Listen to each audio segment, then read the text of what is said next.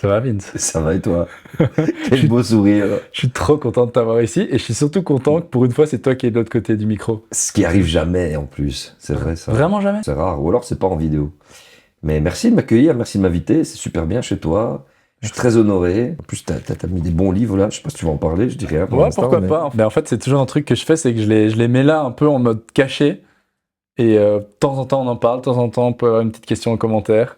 L'idée, c'est de piquer la curiosité. En tout cas, tout ça pour dire que c'est hyper chouette de t'avoir ici et on va pas faire genre on se connaît pas, on se connaît. Mais on sait jamais que des personnes qui me connaissent et vont arriver sur cette chaîne autrement, qui te connaisseraient pas, ben, je vais quand même te présenter. Mhm. Vince, tu es le fondateur de Limite, tu es Mhm. conférencier, tu es aussi consultant, tu fais plein de trucs.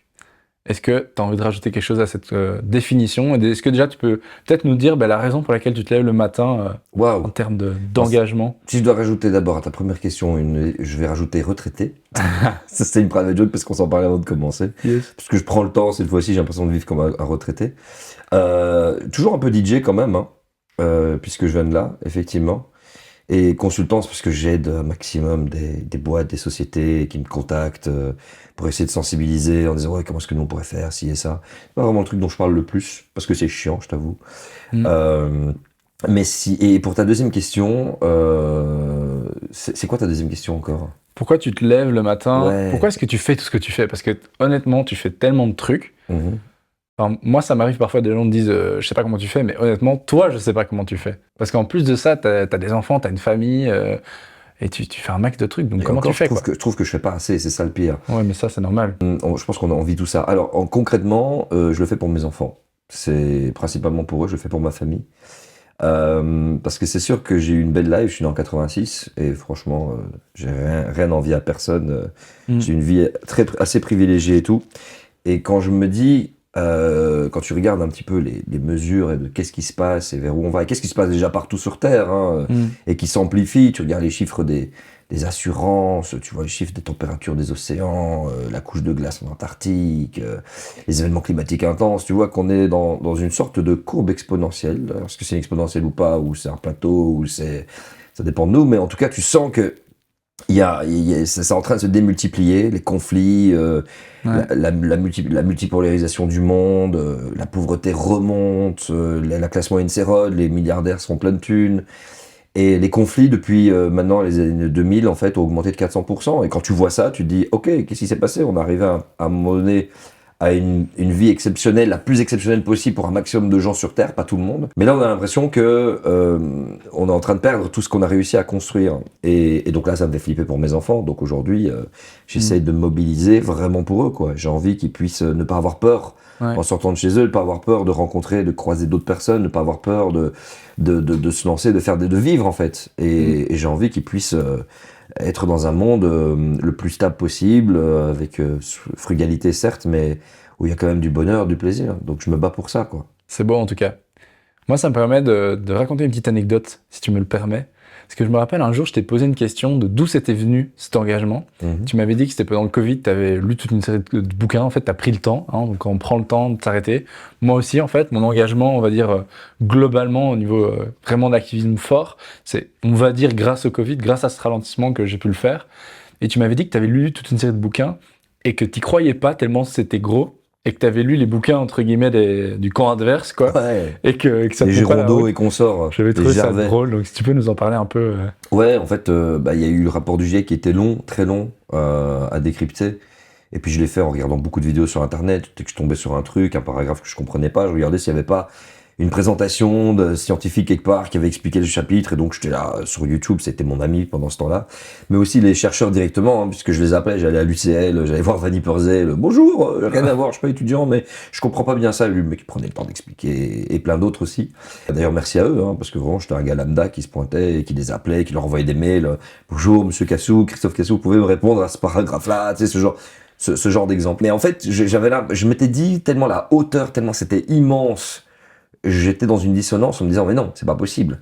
Si nos sociétés humaines risquent littéralement de ne pas pouvoir fonctionner à 2 degrés de réchauffement sur le climat, donc dans leur forme actuelle, et qu'elles peuvent péricliter à 2 degrés, pas d'adaptation quoi, ça veut dire quoi? Ça veut dire que normalement la télévision, ça doit être que ça. Ça veut dire que normalement, on doit déjà faire notre service militaire écologique, en quelque sorte. En fait, Ouais, ouais. j'aurais cru qu'on aurait été dans un autre type de monde par rapport à l'imminence des catastrophes en cours et à venir. Et donc je me suis dit, non, mon cerveau a bugué, et je me dis, je suis tombé dans un truc, parce que forcément, je n'avais ni creusé, j'étais passionné par la science, mais je savais pas ce qu'était la méthode scientifique, je savais pas c'était quoi être un scientifique pour une université, pour une boîte privée, je faisais pas la distinction entre la science et la recherche. Ouais. Pour moi, c'était deux trucs pareils. Et donc, en fait, tout ça a fait que je me suis dit, attends, il y a trop d'infos qui vont dans tous les sens, et aussi, faut pas se le cacher, il y a tellement d'informations, mais aussi des gens qui appuient beaucoup plus un élément qu'un autre. Tu vois, pour le changement climatique, il y a des gens et des climatologues qui appuient plus l'eau que le CO2, en disant oui, le CO2, important, activité humaine, important, mais l'eau, attention, tandis que d'autres disent non, CO2, les amis, et puis d'autres personnes disent encore ah non, mais ça, c'est puits de carbone. Donc en fait, c'est très difficile. Et je m'étais dit, attends, peut-être que tu tombes dans un truc là bizarre, et donc sur, à l'époque, Amazon à l'époque, j'entendais beaucoup parler de climato-négationnistes, climato-sceptiques, etc. Et je me suis dit, tu sais quoi, j'ai envie d'avoir leur opinion. C'est quoi l'opinion des gens qui aujourd'hui disent que le GIEC est complètement corrompu, que c'est falsifié, que c'est pas des scientifiques, c'est des politiciens. Enfin, il y a un jeu avec l'instant de Sonusienne et ceux qui écrivent des rapports, mais bref. Et j'ai pris leurs livres, je les ai lus, et en fait, j'ai découvert à ce moment-là ce que signifiait une opinion et la méthode scientifique. Parce qu'en fait, c'était que de l'opinion. Je regardais toutes les sources qui étaient citées dans les livres de Girondeau, de Gervais, des moments historiques. C'était sur des épiphénomènes, sur des petites phases, sur une petite île quelque part, et sur lesquelles ils ont fait des généralités. Le Groenland qui est vert. Oui, le Groenland était vert parce qu'il s'appelle le Groenland, hein, il était vert. Non, c'était la côte et des îles qui étaient vertes. Mais c'était pas le fond. Je veux dire, il y avait des calottes glaciaires là-bas qui étaient là depuis avant l'apparition d'Homo sapiens. Donc non.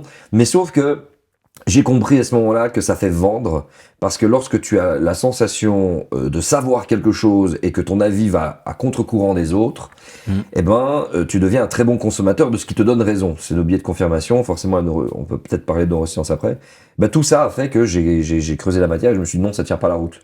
Ça ne tenait absolument pas, je comparais, dès qu'il y avait une assertion, j'allais la vérifier plein de fois, et je me dis ok, non, c'est juste des livres d'opinion pour faire vendre, parce que ça marche, et parce que c'est des gens aussi qui, pour la plupart, sont financés par les énergies fossiles. Voilà. Aussi simple que ça. La boucle est bouclée.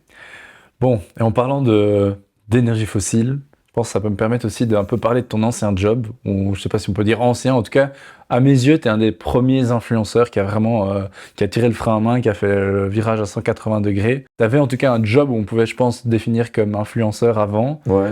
Et je pense que cette interview, j'ai un peu envie de la tourner aussi par rapport à ça, parce que pour moi, tu fais partie de ces personnes exemplaires, on pourrait le dire. En tout cas, pour moi, tu as été un exemple. Dans ce cas-là, c'est de se dire, tu viens d'un milieu qui est quand même tout ce qu'on n'a pas envie d'avoir, qui pousse à la consommation, qui pousse à voyager, etc. Où est-ce qu'on en est aujourd'hui à ce niveau-là, et où est-ce que toi, tu te situes par rapport à ça? Waouh. Où est-ce qu'on en est à l'échelle mondiale? Pire qu'avant, puisque les plus gros consommateurs d'aviation, c'est les 18-24 ans. L'âge génération, comme les médias et les gouvernements ont bien dit, éveillés aux questions climatiques. C'est eux qui utilisent le plus, c'est eux qui volent le plus. C'est même pas leur faute. Ils sont nés avec l'internet et un écran dans la main, et cet écran dans la main crée des compulsions de consommation, puisque le fait d'être soumis constamment en fait à TikTok, à la publicité et tout ça, fait que tu ancres beaucoup plus l'information que ma génération, où on était soumis, quand on se baladait dans la rue, on avait les abribus, quand on allait dans les galeries de commerce, quand on faisait les courses avec les parents, ou quand je regardais le Club Dorothée le matin avec les dessins animés. Là maintenant, c'est non-stop. Tu prends ton téléphone, en quelques secondes, tu as déjà eu plein de stimuli publicitaires. Et donc forcément, il y a aussi des choses qui démontrent que plus tu es anxieux et triste et que tu ne sens pas bien, plus tu compenses dans la consommation. Donc où est-ce qu'on en est aujourd'hui? Les chiffres sont là, hein. Il n'y a jamais autant de jeunes qui ont été sous antidépresseurs dans les écoles secondaires. On parle de 3 à 4 jeunes sur 10, c'est immense. Covid n'a pas aidé, forcément, a même amplifié le phénomène. Les jeunes atteints d'éco-anxiété, c'est 3 sur 4, c'est immense aussi. Quand tu es anxieux, quand tu sais pas comment te projeter, et je crois qu'aujourd'hui les générations n'arrivent pas à se projeter dans l'avenir. La génération alpha, c'est différent encore, mais ça on pourra peut-être y parler. Il est tout jeune. Je crois qu'il y a plus la tête dans le quai, il y a un détachement, en tout cas, pas tout le monde. Ma fille n'est pas une généralité, mais une forme de détachement de toute la société de consommation. Donc je crois plus sur eux. Mais sur ceux qui sont vraiment entre les deux, là, méga anxieux, et quand t'es méga anxieux, tu te consoles, et donc tu vas dans la société de surconsolation. C'est comme ça que personnellement je l'appelle. Et alors ça renvoie les chiffres vers le haut, malheureusement, et c'est encore plus horrible quand tu n'as pas les moyens, et tu vois que la vie passe beaucoup par ça, bah, ça crée beaucoup de malheureux aussi, et tout ça n'y aide pas. Maintenant, moi, personnellement, ça a été une lutte contre moi-même, parce que je vais pas te cacher qu'à partir du moment, je crois que, tu sais, je prends toujours l'exemple, le sponsoring le plus fou que j'ai eu. J'étais sur Fun Radio, j'ai une demande de Desperados, la bière. Et la bière veut m'envoyer tourner un clip avec des DJ Tomorrowland dans un avion 0G à Las Vegas. Donc on prend l'avion jusqu'à New York, jusqu'à Newark, et de Newark on change, on va jusqu'à Vegas. Donc je suis à Vegas, et là on nous fait... on est dans les plus gros hôtels de Vegas, on a des budgets illimités pour aller dans le casino. Tu te dis, mais quoi? Mais qu'est-ce que c'est que ce truc, quoi? Et t'arrives dans les casinos et tout est gratuit, on te donne, Et il se passe des trucs dans ton cerveau. Ça, je prends cet exemple-là, pourquoi? Parce que c'est le plus haut niveau de sponsoring que j'ai pu avoir. Et ton cerveau, nos cerveaux sont pas faits pour avoir autant de stimuli. T'es dans une chambre d'hôtel, mec, avec une vue sur Vegas. Incroyable, tu vis vraiment la belle life. Et on te met dans un avion 0G, complètement décoré en boîte de nuit. À un moment donné, l'avion, il pique du nez et t'es en apesanteur. Mon cerveau, là, il a envoyé de la dopamine, des neurotransmetteurs. C'était la best life. Et ben, tu vois, ça, c'est le piège. Parce qu'après, c'est what's next? C'est quoi la prochaine étape? Et tu t'habitues de nouveau à tous ces trucs-là. Et alors, qu'est-ce qui se passe? Bah, quand tu comprends les problématiques et ce à quoi tu as participé, notamment ça, est littéralement en train d'envoyer la planète Terre dans le mur, parce qu'un avion 0G qui fait ça tout le temps, je te dis pas le kérosène que ça utilise, en exemple, et puis même, on était dans la fast fashion, on était sponsorisé par plein de marques de vêtements, et c'était américain. Et donc en fait tout ça amène forcément à une forme de délirium tremens. À partir du moment où tu l'as vécu, c'est comme si tu t'alcoolisais comme un fou, t'étais dans une addiction, t'avais ton cerveau pour être heureux, et j'étais vraiment apathique. C'est-à-dire que je suis rentré dans un truc où je me croyais mieux que tout le monde, j'étais apathique, il n'y avait plus rien qui m'étonnait, j'avais l'impression d'avoir vécu des dingueries dans ma vie, qui lorsque je retournais pour des choses simples, je me dis mais c'est quoi ces gens-là qui kiffent des trucs aussi basiques? Vraiment il y avait même un mépris. Et le fait d'avoir creusé tout ça, d'avoir compris, m'a amené à devoir travailler surtout sur ce besoin-là. Donc, casser l'addiction. Et au début, j'étais comme ça, il fallait que je livre des trucs, il fallait qu'il se passe. Et il y a eu un travail de fond, spirituel, rationnel, de plein de choses, de retrouver du plaisir dans des choses du quotidien. Et au final, j'en suis extrêmement heureux. Et c'est ça que je me tue de dire à mes potes influenceurs qui sont encore la tête dans le guidon. Je dis, les gars, au fur et à mesure que vous allez vouloir toucher le soleil, façon Icare, à un moment donné, vous allez vous brûler les ailes, et brûler les ailes, c'est brûler la planète. Mais plus vous allez monter, plus vous voulez monter encore, et plus vous voulez monter encore. Et je crois qu'un peu l'histoire d'Icare, c'est un petit peu ça que ça raconte. Plus tu t'adaptes à un niveau de vie supérieur, plus tu veux plus, et tu veux plus. Et ce piège-là, qui défonce la planète, nous défonce aussi. Et au final, aujourd'hui, ça va, mais il a fallu vraiment affronter mon ego. Et je crois que ça a été la chose la plus difficile de ma vie. Et ça, t'en parles super bien, je trouve, dans ton documentaire, Même pas peur, on en parlera peut-être un peu après. Ce sera le moment, je pense, de peut-être refaire un point dessus. Tu crois en l'influence éthique? Tu crois à ce... Il y a une influenceuse là qui a sorti un bouquin, Charlotte Lemay, influenceuse engagée. Je ne l'ai pas encore lu, il est sorti récemment, et t'y crois? Un influenceur, le terme influenceur, moi j'ai découvert où ça, dans des réunions avec des boîtes. Je savais pas que j'étais un influenceur. C'est le terme influencer qui est venu des States, qu'on a complètement absorbé. Et c'est un terme du capitalisme, quoi. C'est lui qui a inventé ça. T'es un influenceur. On est tous des influenceurs et des micro-influenceurs. Aujourd'hui, c'est vraiment un terme qui a été mis par le marketing pour définir des gens qui utilisent le temps de cerveau des gens, enfin qui ont accès à du temps de cerveau, chez qui on va mettre de la publicité, et qu'ils soient influencés ou non de façon directe, ils le sont complètement d'un point de vue inconscient. Ça participe. Est-ce que l'influence durable est possible? Je pense que le mot déjà est foutu, clairement. Je pense plus qu'on peut parler de conscience durable et de leader d'opinion durable, tu vois. T'es un leader d'opinion. Et tu prends Swan Périssé, tu vois, elle c'est une influenceuse, mais d'abord c'est une comédienne, elle va détester qu'on l'appelle influenceuse. Mais vu le nombre d'abonnés qu'elle a sur les réseaux, elle est comédienne. Bah, elle a arrêté ses partenariats éclatés, etc.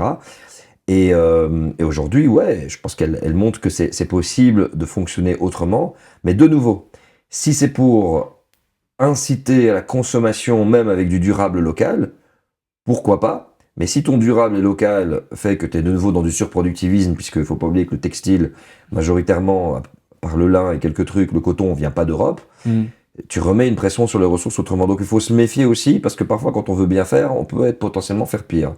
Il faudra du recul, mais ce qui est sûr aujourd'hui, c'est que vaut mieux quelqu'un qui essaye de se lancer dans l'influence durable et qui en parle, plutôt que quelqu'un qui se dit « je continue mes partenariats comme si de rien n'était, comme s'il n'y avait pas de problème sur Terre », parce que pour moi, ça, aujourd'hui, avec ce qu'on sait, avec l'information qui est accessible, c'est criminel. Ça, c'est sûr. Mais ce qui est dur aussi, je trouve, c'est que quand tu as un tel niveau, et t'en parlais tout à l'heure, comment tu fais pour faire un peu, tu vois?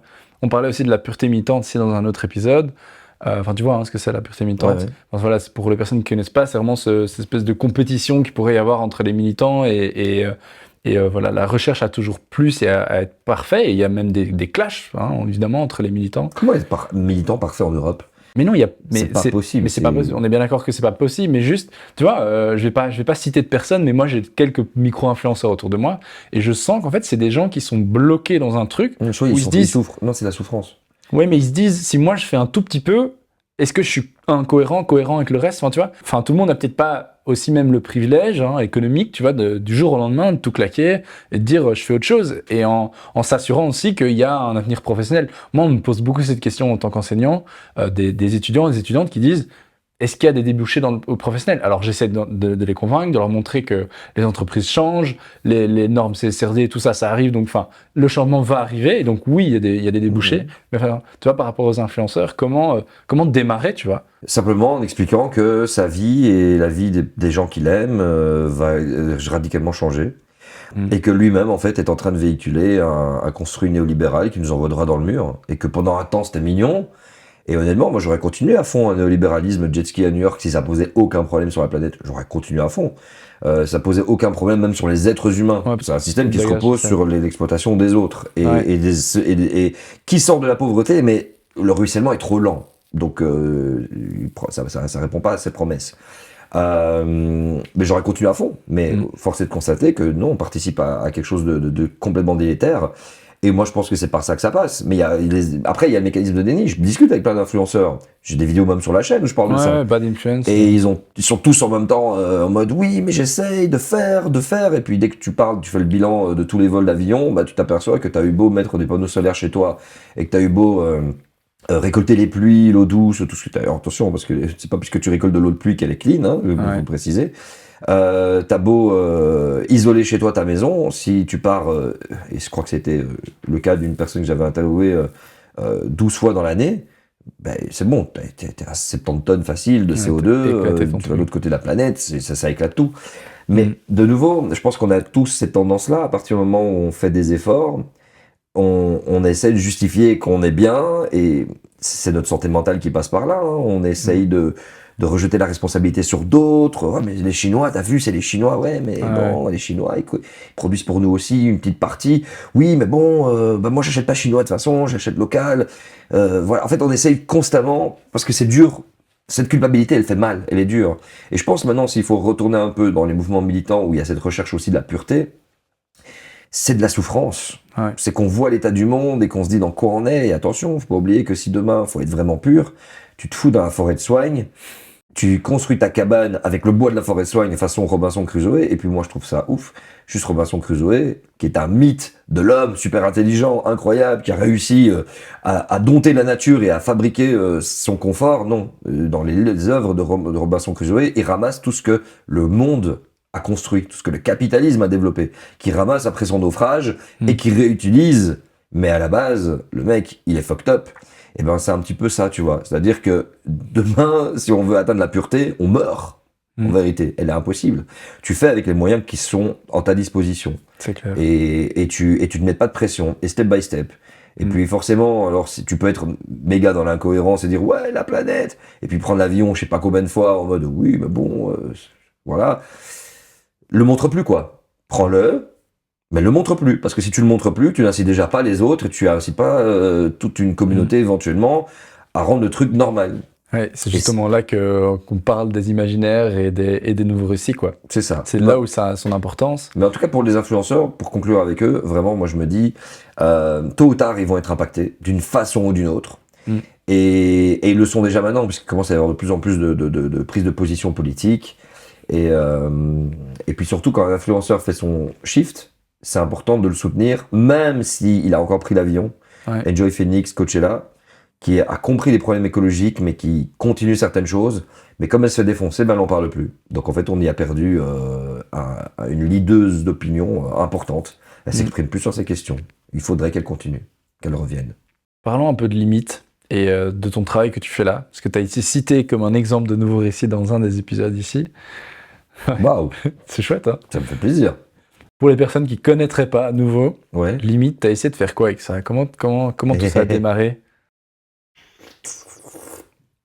Bon, mon petit thé pour raconter ce petit moment Ouais, incroyable. je vois. J'ai voulu conceptualiser quelque chose qui me parlerait à moi-même il y a 10 ans.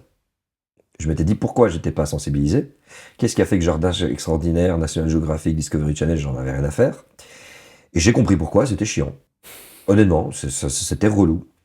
Et je m'étais dit, mais quel a été mon rapport avec l'écologie? Comme je l'ai dit dans une des vidéos que j'ai fait sur la chaîne en rapport avec Dragon Ball Z, Akira Toriyama qui nous a quittés. Le rapport que j'ai eu avec l'écologie, c'est Gohan qui se transforme en Super Saiyan 2 parce que le méchant écrase la tête d'un cyborg qui lui dit protège la nature, protège les êtres vivants.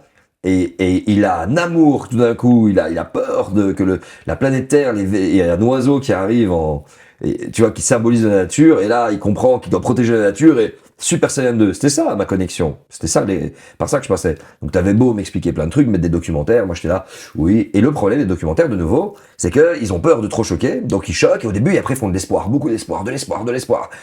Et ben l'espoir, le problème c'est que chez moi ça faisait le contraire, quoi. Je voyais l'espoir, et j'étais... Ben ça va, il y a plein de solutions, ils montrent des scientifiques, oui, on a réussi à faire ça, on a réussi à faire ça, et là dans ta tête c'est, ah, et tu te remets bien dans ton fauteuil. Non, moi perso, je trouve qu'il faut se ramasser une claque. Et donc c'est ce que je me suis dit que j'allais tenter de faire avec Limite, envoyer des claques aux gens, que tu t'abonnes à la chaîne, et que t'es pas prêt, et que ça va te faire chier, et que tu vas même écrire des commentaires rageux, et ben je m'en fous. J'ai envie que t'aies mal, j'ai envie que t'aies peur, j'ai envie que tu souffres. Vraiment. Parce que c'est à partir du moment où tu vas commencer à ouvrir cette porte, que ton action va pas être de t'installer trop confortablement dans ton fauteuil, mais te dire, ok, là j'ai un rôle à jouer. J'ai un rôle, ma communauté, les gens que je côtoie, on a tous un rôle à jouer. Et tu sais, c'est comme sortir d'une relation toxique avec ton gars ou avec ta meuf, c'est la même chose. Hein. Il faut à un moment donné une claque, il faut un moment choc, il faut un éveil. T'en as marre, tu veux envoyer chier ton patron pour des raisons écologiques. Et ben, c'est un moment, tu vois, tu t'assures plus, tu dis ouais mais je vais y arriver. Et puis, il s'est passé un truc, il y a eu une phrase, il y a eu un moment, il y a eu un événement. Ce choc, et ben c'est ce que Limite tente de faire. Moi, j'essaie de provoquer le choc que j'ai pu avoir à un moment, quoi. Tu sais, moi je travaille sur la question des nouveaux récits en tant que prof, sur cette chaîne, je m'y intéresse, je m'éduque sur la question. À ton avis, et peut-être même via Limite, comment on rend la transition désirable? La transition, déjà, sous quelle définition on la nomme? Transition écologique, transition énergétique, transition, je veux dire des croyances psychologiques, j'en sais rien. Mais en tout cas, cette idée de passer d'une civilisation, d'une société extrêmement énergivore et émettrice en gaz à effet de serre, et on a eu un impact écologique immense. Comment faire pour la réduire et la rendre désirable? C'est de faire comprendre, à mon sens, comment fonctionne notre cerveau. Si tu parviens à comprendre, et de nouveau ça dépend de plein de contextes socio-culturels, hein. Tu procèdes pas de la même façon avec des Indiens qu'avec des Américains, qu'avec des Russes, qu'avec des Japonais. C'est d'où je dis la complexité de ce travail-là. L'aspect social est pour moi central et capital. Mais si tu parviens à expliquer que la frugalité permet de trouver plus longtemps du bonheur et permet à nos cerveaux de retrouver du plaisir dans les liens, parce que c'est ça, hein, je veux dire aujourd'hui, si tu mets des tests et que tu regardes à quel moment les gens sont le plus heureux, c'est quand ils se sentent utiles à leur prochain, et c'est quand ils aident leur prochain. Donc à partir du moment où tu capitalises là-dessus, c'est le bonheur, c'est être heureux. Mais pour ça, il faut que tout ce qui est montré et que ton inconscient est en train de capter comme message ne transite plus par la réussite personnel en termes monétaires, financiers, en termes de symboles, en termes de regarder, je suis connu, j'ai autant d'abonnés sur les réseaux, etc. Si on déconstruit ça, donc on arrête les publicités, on limite certaines publicités, qu'on crée du lien entre les personnes et du temps, dégager du temps, là, vraiment, tu peux passer un régime végétarien de peu énergivore, etc. Et tu rends accès exceptionnellement, mais c'est un travail personnel aussi, hein, fort, à un plat comme un bon hamburger bien dégoulinant, plein de papilles gustatives qui sont en extase. Si tu parviens à faire ça, eh ben tu sais que tu vas pouvoir créer un bonheur sur le long terme. Et ça, c'est compliqué. On va avoir besoin des psychologues là-dedans. On va avoir besoin des neuropsychologues. C'est plus que un truc technique, quoi. Ouais. C'est-à-dire qu'on aura beau tout faire, etc., etc., etc. Je dois rénover mon appart, fait chier, ok, on me donne la thune, c'est quand même relou, c'est quand même ci, c'est quand même ça. Et on parviendra pas à tout rénover. Ouais. Donc ok, peut-être que trouver des méthodologies pour se réchauffer ensemble dans un salon, ne chauffer qu'une pièce, je te donne un exemple, hein. Si c'est pas rénover ton appart, chauffe une seule pièce, et c'est la pièce commune, c'est là où les gens sont le plus présents. Ouais. Et que cette pièce soit plus un truc où on regarde juste la télé, ou éventuellement ça peut être le cas, mais on fait des jeux, on se réunit, on chante, on danse. Nous, une fois par mois, on invite plein d'amis dans le salon, guitare, et on chante tous. C'est notre moment à nous. Yes. Et c'est, de loin, bien plus kiffant que marquer en reprise de volée à FIFA. Vraiment. Et t'as devant toi un gamer fou. Hein. Mais en fait, c'est une des raisons pour laquelle j'ai créé cette chaîne, honnêtement.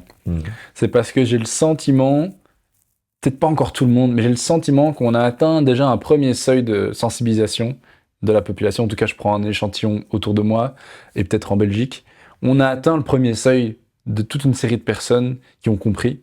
Et la question, c'est comment on embarque plus de monde. Et je pense que c'est pour ça que moi, je travaille sur ces questions-là.